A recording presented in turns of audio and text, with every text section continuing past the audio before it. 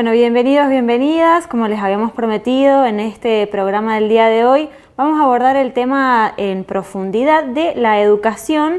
Y bueno, esto tiene que ver con algunos anuncios a nivel nacional que ha hecho el gobierno. Y bueno, por eso la tenemos aquí con nosotros a Gabriela Castilla. Ella es licenciada en Ciencia Política por la Universidad Nacional de Cuyo y también es profesora de Sistema Educativo y además participa de la red de politólogas aquí en Mendoza. Red Mendoza, así es el nombre, ¿no? Red Mendoza. Politólogas en Red Mendoza. Ahí va, politólogas en Red Mendoza. Así que bueno, muy bienvenida Gaby, gracias por acercarte a Giramundo. Y bueno, te invitamos para poder charlar, como decía recién, en profundidad acerca de dos cuestiones. Por un lado, la cuestión de estas modificaciones que el vocero presidencial anunció la semana pasada, en la que se modificarían dos artículos de la LEN, la Ley de Educación Nacional. Uno es el artículo 16 y el otro es 11 y el otro es el 126. Y bueno, quería consultarte allí, hay uno de los artículos que habla sobre asegurar la calidad de educación y la igualdad de oportunidades y posibilidades sin desequilibrios regionales ni inequidades sociales. Bueno, eso en el artículo 11. Y por ahí en el artículo 126 habla de que los alumnos deben ser respetados en su libertad de conciencia en el marco de la convivencia democrática. Bueno, por ahí quería consultarte, vos como politóloga y también como profesora de sistema educativo, ¿cuáles son estas, digamos, sobre qué avanzan estas modificaciones, en tanto y en cuanto también anunciaron desde el gobierno que van a habilitar algún tipo de medio para que las familias puedan de alguna manera poner ahí las quejas sobre lo que algunos docentes estén enseñando en las aulas? ¿Cómo afecta eso también la libertad de cátedra? Bueno, creo que es una propuesta sobre todo de amedrentamiento, porque legalmente, técnicamente, es prácticamente imposible que eso salga. Técnicamente imposible porque el gobierno no tiene un bloque mayoritario y además hemos visto que en estos días se ha partido incluso su bloque. Y los bloques de oposición, de las diversas oposiciones que hay, yendo de izquierda a derecha, pasando por el centro, incluso los que serían más cercanos o amigables a estar aliados a aprobar algunas propuestas del gobierno, provienen de partidos que históricamente han defendido la libertad de cátedra y la libertad de enseñanza en todos los niveles educativos. Así que legalmente es casi imposible que esto sea aprobado. Y técnicamente es irrisorio, es contradictorio, porque vos leíste un artículo donde precisamente ya está previsto el derecho de las y los estudiantes a ser respetados en su opinión.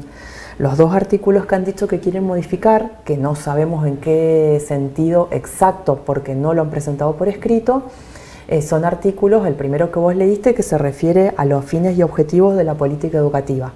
Y el segundo que leíste, queda claro en lo que seleccionaste, se refiere a derechos de los alumnos y de las alumnas.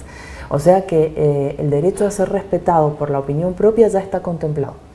Y además de eso también está fuera de la ley de educación la ley de protección integral de los derechos de niñas, niños y adolescentes, que también tiene artículos referidos al derecho educativo y al derecho a la opinión, a que se respete la opinión de las niñas, niños y adolescentes.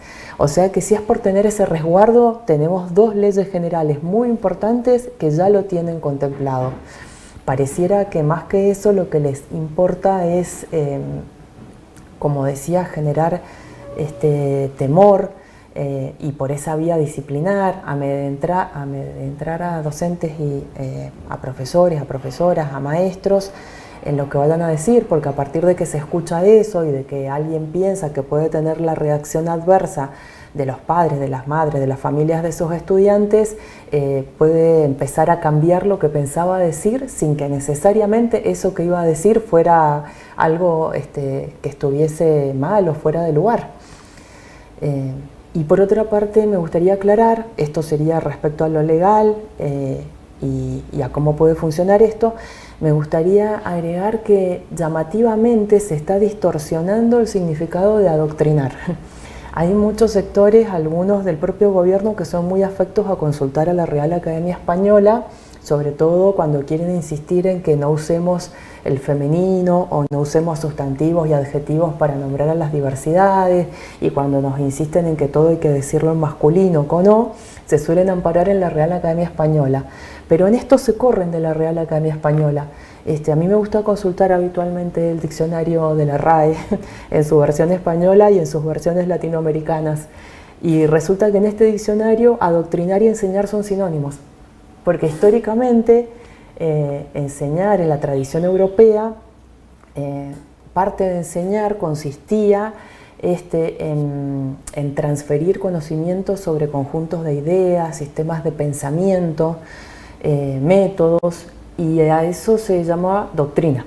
Entonces enseñar y adoctrinar en la tradición europea eran sinónimos, y en la Real Academia Española lo sigue sosteniendo como sinónimos. Así que si uno se apega a la letra del diccionario, no es una mala palabra. Enseñar una doctrina no es algo malo. Es un significado distorsionado el que se está operando en las redes acerca de lo que significaría doctrina, y a partir de ese significado totalmente manipulado se está señalando como sospechoso lo que hacemos docentes en las universidades o en los otros niveles del sistema educativo. Pero enseñar doctrinas no es algo malo en sí mismo. Las doctrinas son conjuntos de ideas que obedecen o que se fundan en unos principios. Y esos principios pueden ser filosóficos, científicos o religiosos. De hecho, muchas personas habrán escuchado hablar de la doctrina social de la Iglesia Católica. Así que no hay razón para pensar que toda doctrina sea en sí mismo algo perverso. Y por otra parte, enseñar una doctrina o un conjunto de principios y de ideas no significa que uno las esté imponiendo, significa que uno las está dando a conocer, y junto con eso se estarán enseñando herramientas para que quien aprende pueda también dirimir si va a estar de acuerdo o no con ese conjunto de ideas y de principios.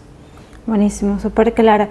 Y bueno, por otro lado, el gobierno nacional, para ayudar a las familias que envían a sus chicos a las escuelas privadas con determinadas características, ha lanzado esto que era una promesa de campaña de los vouchers, o de que la ayuda fuera directamente a las familias y demás, y no al sistema educativo en este caso. ¿Qué opinión te merece esta cuestión de los vouchers?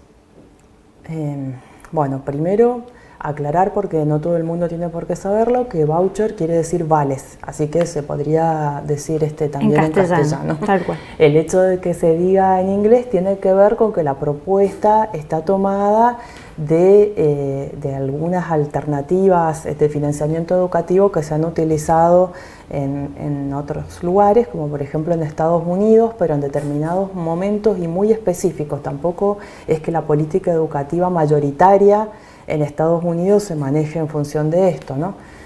Esos vouchers o vales educativos, en la propuesta original de La Libertad Avanza, si uno lee la plataforma que presentaron para las elecciones, para postularse, y también lo que sus candidatos decían, era algo distinto de lo que están implementando ahora. En ambos casos, igualmente yo no estoy de acuerdo, pero he tratado de analizar qué es lo que decían y qué es lo que están haciendo para ver cuáles son sus fundamentos, y no es lo mismo. Lo que decían al principio en la campaña era que esto era la forma de instrumentar que el presupuesto educativo se sacara del Ministerio de Educación, una idea bastante alocada, pero era la idea que expresaron, y que el presupuesto educativo fuera a las manos de las familias. Digo que ahora no es eso mismo, porque es una ínfima porción lo que estaría llegando con esta propuesta que han instrumentado en este mes, y se parece más que aquella idea original, se parece más a una ayuda asistencial para aquellas familias solamente que tienen a sus hijos o hijas en la educación privada, y en algunos segmentos de la educación privada que son los de escuelas privadas subsidiadas por presupuesto estatal. En la propuesta original era entregárselo entonces a todas las familias. Y era una forma de hacer transferencia de presupuesto, como decía, según ellos lo proponían, y también una forma de ejercicio de absoluta libertad, para que cada familia pudiera decidir con ese voucher o vale a dónde, en qué escuela lo ponía. Esta idea en sí misma ya es peligrosa porque quienes hemos pasado por las instituciones educativas, sea trabajando o como estudiantes, sabemos que hay gastos que son permanentes. Yo no puedo contratar servicios de limpieza y decirle, bueno, este mes le voy a pagar y el mes que viene no sé porque depende de cuántos vouchers me entren. O tampoco le puedo decir a las y los docentes, este mes tengo tanto para pagarle y el mes que viene no porque no sé cuántos vouchers van a entrar. Así que esa idea, supongo que ya se han dado cuenta que es impracticable desde el punto de vista contable, de administración financiera de una institución educativa. Ahora lo que han puesto en práctica es otra cosa, que es financiar, ayudar solamente a las familias que ya tienen a sus hijos en determinadas escuelas, con lo cual tampoco podrían usarlo, como ellos decían, para cambiarlo de escuela y elegir otra que les guste más, sino que es para utilizarlo solamente en la escuela que ya están.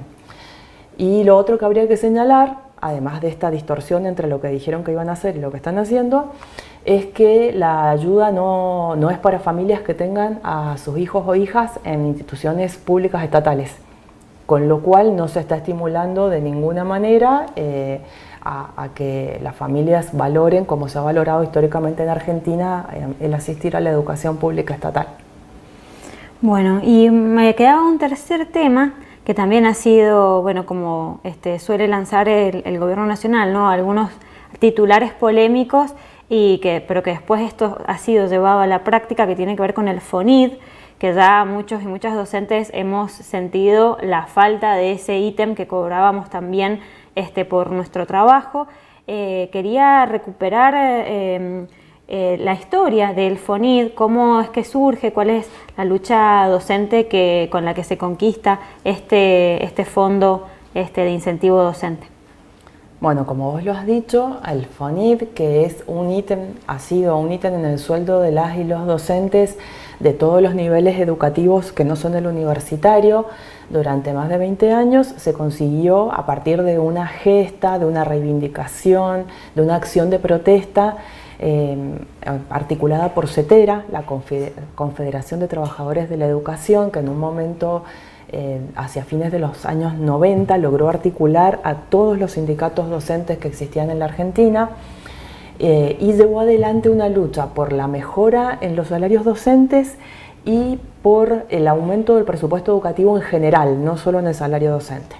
Y en lo que tenía que ver con sus sueldos, lo que la CETERA estaba reclamando era que el Estado argentino, a nivel nacional, por primera vez en su historia, una historia de 150 años ahora, había dejado de participar del pago de sueldos.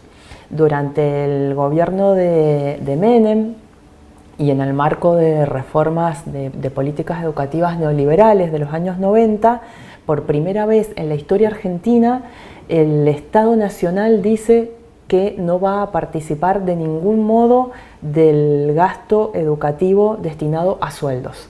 Entonces lo que la CETERA estaba reclamando era que mejoraran los salarios docentes, pero que además el Estado recuperara esa responsabilidad histórica, que de acuerdo a nuestra Constitución es compartida, tiene que ser compartida entre el Estado Nacional y los estados provinciales, no puede quedar solamente a expensas de los presupuestos provinciales. Y bueno, lo que se logra es que se vote que el Congreso de la Nación vote un fondo específico para que el Estado Nacional vuelva a participar del pago de sueldos docentes.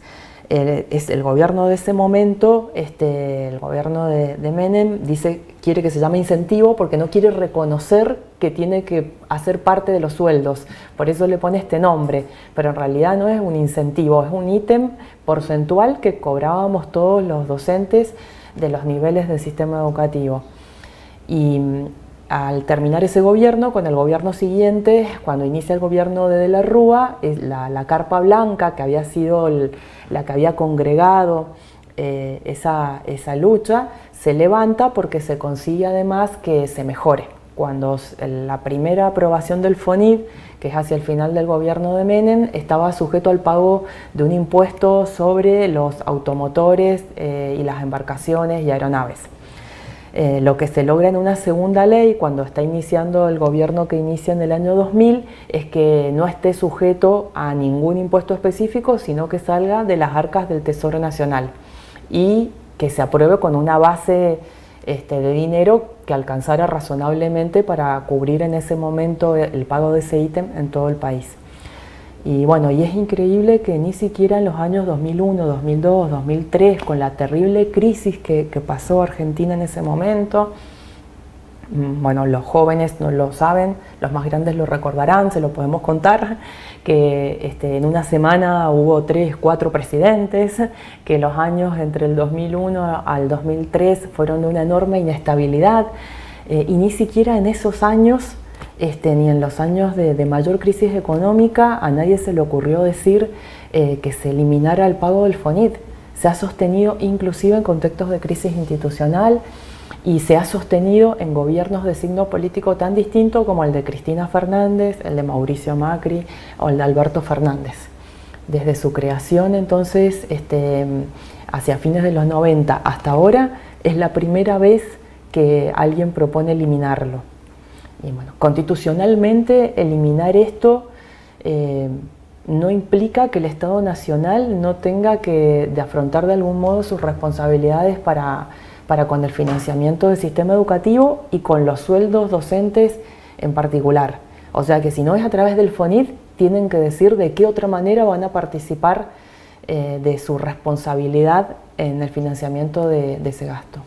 Sí, sabemos que es muy disímil el salario en las distintas provincias, porque también tiene que ver con las actividades económicas de cada provincia y con la recaudación local, digamos, para hacer frente al sistema educativo que, bueno, con Menem y la Ley Federal de Educación, eso quedó a cargo de las provincias, como decías. Bueno, muy completa la entrevista, te agradecemos muchísimo por acercarte entonces a Giramundo, y bueno, estamos aquí disponibles también para seguir debatiendo el tema de la educación pública que hoy está siendo atacada de manera directa, pero bueno, sabemos que también hay muchos y muchas estudiantes, docentes que tienen bueno, la conciencia de luchar por este derecho. Así que bueno, con este cierre nos vamos a un corte y enseguida seguimos con más Resumen Giramundo.